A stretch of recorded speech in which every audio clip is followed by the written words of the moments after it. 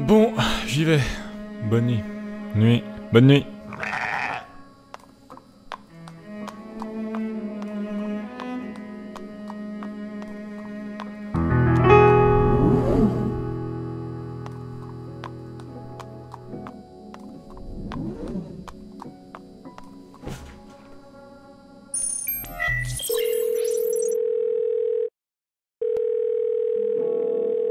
Wesh. Yo, ça va depuis le temps? Tranquille, et toi? Ouais, je sais pas. Des soucis à la con. Dis-moi tout. T'es sûr? Je sais pas, c'est un peu compliqué, puis ça fait longtemps, alors faudrait que je te raconte pas mal de trucs. Mais oui, t'inquiète, je suis là pour ça aussi. Au pire, je te raconterai ma vie après pour compenser. Ok, bon. Faut que je reprenne depuis le début parce que c'est un beau bordel.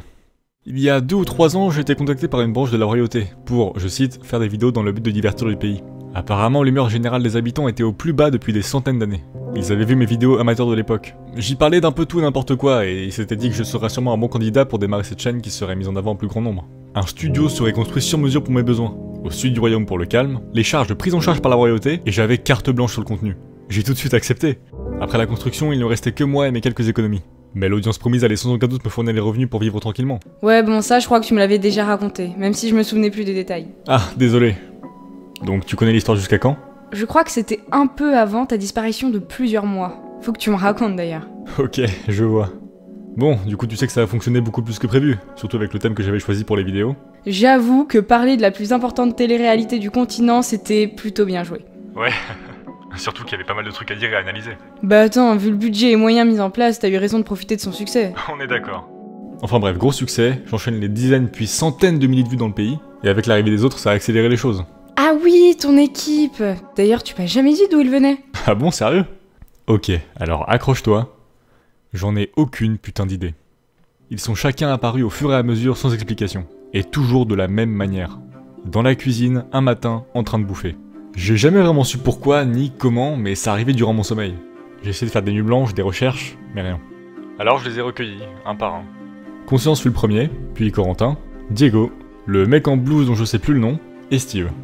Ils n'avaient aucun souvenir de quoi que ce soit, leur nom, leur famille, leur origine. Du coup, je leur ai donné des noms et un rôle au sein du studio, en échange de l'hébergement. Wow, c'est spécial. Un peu, ouais.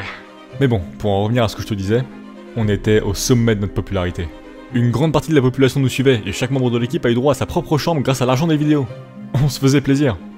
C'était une super période. Mais un soir, on est tous sortis pour passer une soirée à Chip City. J'en ai aucun souvenir, mais le lendemain on s'est retrouvés complètement à sec avec des dettes à rembourser. Heureusement la royauté a été sympa. Ils nous ont laissé 6 mois pour tout rembourser par n'importe quel moyen. On a dû prendre une décision très rapidement. Donc on a décidé d'abandonner le divertissement pour faire des commandes au service de différentes entreprises. C'était le plus facile et surtout le plus rentable sur le court terme. Ça n'arrangeait pas nos supérieurs, mais ils ont bien voulu continuer à prendre en charge le studio pendant le remboursement. Mais oui, c'est pas vous cette pub pour les tacos japonais? Hey, t'aimes la culture japonaise et les tacos? Alors viens mêler ton amour pour ces deux choses très spécifiques et manger les meilleurs tacos japonais chez Pablo Suzumiya. Au menu, des tacos japonais, parce que qui voudrait d'une vie sociale ou d'une bonne santé quand on a des tacos japonais? Personne. Absolument personne. Alors venez vite. Et pour une période limitée, repartez avec votre pins exclusif Diego de la Vega. Ouais, c'est nous. J'adore. Mais bon, on faisait aussi des documentaires, des reportages ou d'autres trucs. Pendant 6 mois, on a enchaîné les contrats et on a remboursé la dette dans les temps. La royauté était satisfaite, mais on a dû reprendre le divertissement juste après. On en avait presque oublié que c'était l'objectif du studio. Mais ça faisait du bien de revenir sur du contenu libre. Et alors, ça se passe comment? Mal. Très mal. On nous avait certes laissé du temps pour rembourser la dette, mais pour refaire les comptes du studio juste après, il fallait que les vues soient là.